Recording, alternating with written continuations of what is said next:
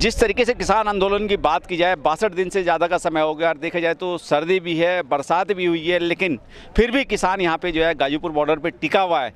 लेकिन कहीं ना कहीं इस आंदोलन को बदनाम करने में जो अहम भूमिका निभा रहा है वो गोदी मीडिया है, और गोदी मीडिया ने इस आंदोलन को बदनाम करने की पूरी कोशिश की है, लेकिन फिर भी किसान आंदोलन यहाँ टिका हुआ है। कहाँ से आए आप? मेरठ से जी आए, सरदाना तहसील से। सरदाना तहसील से आए हैं। हाँ क्या जी। नाम है आपका? अजय जी।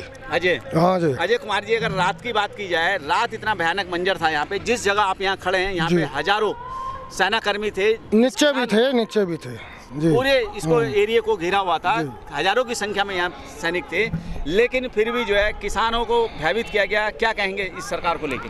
देखो, फौज तो सारे वे भी हमारे भाई हैं बेचारे, और आप भी हमारे ही भाई हो। देखो, किसी भी वजह से जो टिकैत साहब पे इन्होंने हाथ गिरने की कोशिश करी, लाइटें काट दी गई, इनको अंधेरे में कर लेंगे हम। प्रशासन को तो उनकी ड्यूटी करनी, पर प्रशासन भी ये मानना, देखो हमारे ही भाई हैं और वे हमारी बात मान के चले, और पकड़ना है प्रशासन को और गवर्नमेंट को तो उन्हें पकड़े जिन्होंने झंडा गलत लहराया, उन्हें क्यों नहीं पकड़ सके अब तक? भाजपा के आदमी उनको क्यों पकड़ेगी सरकार? हाँ, वही तो पूछना चाह रहे हैं भाई, गिरफ्तारी हमारी क्यों है? राकेश टिकैत की क्यों है गिरफ्तारी? ये बताओ, केस करते हैं वे, पकड़े जा हम। किसान के साथ अत्याचार होते हम नहीं देखेंगे, और जब तक टिकैत साहब हैं हम हटने को तैयार नहीं। बूंद खून का कतरा कतरा बहा देंगे यहाँ पे। क्या आपको लगता है कि ये गूंगी बहरी सरकार जो 2 महीने से ज़्यादा समय हो गया आपकी बात नहीं सुन पाई, क्या आप सुन पाएगी?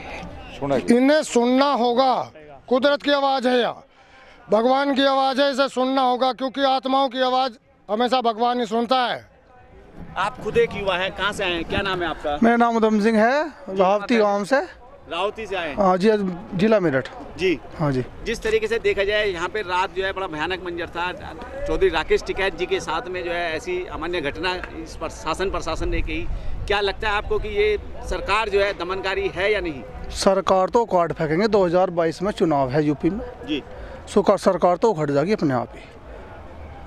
उससे बाद में लोकसभा का चुनाव होगा, अपने आप उखड़ जाएगी, उससे पहले भी खत्म हो सकती है। नहीं, 2014 में जिस तरीके से आपने पूर्ण बहुमत से जो है भारतीय जनता पार्टी की सरकार बनाई थी, क्या आपको ऐसा आभास नहीं था? बिल्कुल झूठ बोल के, झूठी सरकार है, सारे वादे झूठे हैं टोटल। हिंदू मुस्लिम पर राजनीति करी इन्होंने, राम मंदिर पर राजनीति करी इन्होंने। अभी भी आज मीडिया में एक खबर चल रही थी कि जो झांकी परेड के अंदर निकाली गई राम मंदिर की, उसको पूरे उत्तर प्रदेश में घुमाया जाएगा और उसके माध्यम से आपकी जेब से पैसा खींचा जाएगा। क्या कहेंगे इस बात को? पैसा देना ही नहीं बिल्कुल भी राम मंदिर के नाम का, कोई सिस्टम है सब। वो कोविड-19 में जो फंड मिला है उसका हिसाब दे दें। नोटबंदी जो हुई उसका हिसाब दे दें। नोटबंदी में कितना काला धन हुआ है? नोटबंदी करवाई सरकार ने। किसी को आज लोग, किसी देश की जनता को यूँ पता कितना धन आया देश में, कितना ब्लैक मनी थी, पता लगा लो किसी को। चलिए 2014 की हम बात करते हैं। 2014 में हो सकता है कि आपने एक बदलाव की स्थिति भाजपा की सरकार को बनाया, लेकिन 2019 में फिर आपने पूर्ण बहुमत से सरकार बनाई। हमने बीजेपी को वोट नहीं दी 2019 में। जी। फिर सरकार क्यों बनी? सरकार तो बनी, पता नहीं क्या धांधलेबाजी है सरकार बनने की। मशीनों से बनी, मशीनों के द्वारा बनी होगी जी। सरकार की धांधलेबाजी है टोटली। आप खुद एक युवा है, और एक युवा जो है इस देश का भविष्य बदल सकता है आने वाले समय में। क्या इस देश का भविष्य बदलने में आप अपनी भूमिका निभा पाएंगे? बिल्कुल निभाएंगे जी। बिल्कुल जागरूक करेंगे कि सब अपने युवाओं को, जितने भी साथ युवा हैं सबको जागरूक करेंगे हम। बीजेपी को कोई वोट नहीं देनी है बिल्कुल भी। जी। आप खुद यहाँ एक किसान हैं, और कहाँ से आए? क्या नाम है आपका? जिला मेरठ जी। देशपाल हुड्डा जी। तहसील सरदाना। हाँ। तो देखा जाए यहाँ पे चौधरी राकेश टिकैत जी के साथ में ऐसा अमान्य व्यवहार किया गया, उनको रोने पे मजबूर किया गया, क्योंकि वो एक जनमानस की लड़ाई लड़ रहे हैं, किसानों की लड़ाई ना लड़ते हुए जनमानस की लड़ाई लड़ रहे हैं। क्या कहेंगे आप? उसमें हम आप लोगों का बहुत बहुत धन्यवाद करते हैं। आप लोगों ने दिखाया, यहाँ पे जो गोदी मीडिया है उसने कुछ नहीं दिखाया। आप लोगों का बार बार धन्यवाद है। आप भी 62-63 दिन से आप चल रहे हो। और राकेश टिकैत का जिस टाइम भावुक हुई है, उस टाइम जो गांव में थे हमारे बच्चे थे, पोते थे छोटे छोटे, वे भी रोए। उन्होंने रात में हमसे कहे कि आप निकल जाओ बाबा जी, वहाँ पे आदमी कम रह गए। तो हम रात में 11-11:30 बजे निकल लिए और सुबह तक कोहरे में गिरते पड़ते यहाँ तक आए। लेकिन इस मामले को दिखाने में आप लोगों का बहुत बहुत धन्यवाद है, बहुत बहुत धन्यवाद है आपका। जिस तरीके से देखा जाए कि सरकार ने यहाँ हजारों की संख्या में सैनिक बल इकट्ठा कर दिया और एक खौफ का मंजर यहाँ पैदा कर दिया, उस खौफ में जो है कई लोगों को हार्ट अटैक भी हो जाते हैं, कई बार उनको ब्रेन हेमेज भी हो जाते हैं। क्या आपको नहीं लगता है कि सरकार को ऐसा नहीं करना चाहिए था? सरकार को ऐसा नहीं करना चाहिए था, लेकिन हमारे आगे तो इनसे ज़्यादा वो आए हैं। फसलें हमारी ख़राब हो जा, बाजी दफ़े आग लग जा, बाजी दफ़े पानी ज़्यादा बढ़ जा, तो हम तो उससे नहीं घबराते। सरकार से तो हम क्या घबराएंगे इससे। ये कुछ भी कर लो, हम नहीं घबराते, क्योंकि हम किसान हैं।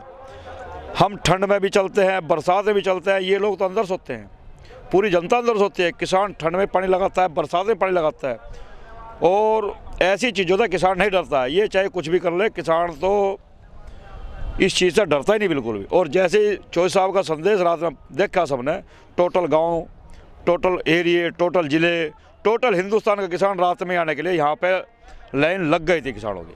जिस तरीके से अनुमान लग रहा है कि 4 से 5 लाख किसान यहाँ पे अब गाजीपुर में इकट्ठा होंगे, उनके लिए रहने की व्यवस्था, उनके लिए रहने की व्यवस्था सब अपने गांव से लाएंगे, और सब रहने का और खाने का व्यवस्था सब अपने गांव से लाएंगे। और अब इतना हम तो इसलिए चले गए थे गांव में कि राकेश टिकैत जी ने कहा था कि परेड होगी, भाई आप लोग गांव में चले जाओ। हमें अगर ये अंदेशा होता था कि ये लोग ये काम करेंगे तो हम यहाँ से नहीं हलते। जिस तरीके से जो है किसान आंदोलन को बार बार बीजेपी के लोग, आरएसएस के लोग बदनाम करने में लगे हुए हैं, क्या कहेंगे? बीजेपी के लोग और आरएसएस के लोग तो पहले से ही वे हैं। आरएसएस के लोग तो वे हैं जिन्होंने अंग्रेजों के तलवे चाटे हैं। बीजेपी भी ऐसी ही है, क्योंकि आरएसएस में से निकली है, तो इन्होंने तो दूसरे के तलवे चाटने हैं। लेकिन हम किसान हैं, हमें ना तो किसी के तलवे चाटने, हम तो अपना हक लेंगे और यहाँ से हक लेके जाएंगे। यो देश अंग्रेजों से झांसी की रानी ने आज़ाद कर दिया था, लेकिन ये जो आरएसएस के लोग हैं, इन्होंने ही 90 साल इन्होंने ही देश को बाद में 90 साल गुलाम रखवाया, क्योंकि ये उनके दल्ले थे और आज भी ये दलाल हैं। जिस तरीके से रात यहाँ पे एक तरफ से तो पूरा जो है शासन प्रशासन का दबाव था, दूसरी तरफ जो है कुछ क्षेत्रीय नेता विधायक भी यहाँ आ गए थे, आरएसएस के लोग भी आ गए थे, टकराव की स्थिति हो गई थी। क्या इसका आप किस पे इल्जाम लगाएंगे, किसको कहेंगे? ये सब बीजेपी का करा खेल है। और आज हम ये दावे से कहते हैं, जो वे रात लोग आए थे बीजेपी के, जो विधायक लाए थे, वे अब आओ न, अब आओ वे, अब हम उनका, और वो हो रहा गाजीपुर वो सिंधु बॉर्डर पे उन्होंने वही काम करवा रखा। चाहे तो शासन प्रशासन इस चीज़ को थाम ले, नहीं तो अंजाम बुरा होगा। आपकी अगली तैयारी क्या प्लानिंग के साथ रहेंगे आप? अभी प्लानिंग ये है, जो हमारे चौधरी साहब कहेंगे राकेश टिकैत, प्लानिंग वह होगी। इससे ज़्यादा हम नहीं कुछ कह सकते। जो भी ऑर्डर देंगे वो हम ऑर्डर मानेंगे। क्या लोगों से आह्वान करना चाहेंगे हमारे चैनल के माध्यम से, जो लोग आपको देख रहे हैं, इस आंदोलन को समर्थन के लिए क्या कहना चाहेंगे? भाई मैं तो ये कहना चाह रहा हूँ कि सभी किसान और मजदूर, क्योंकि ये जन आंदोलन जो है ये सबके लिए है, ये जन आंदोलन है।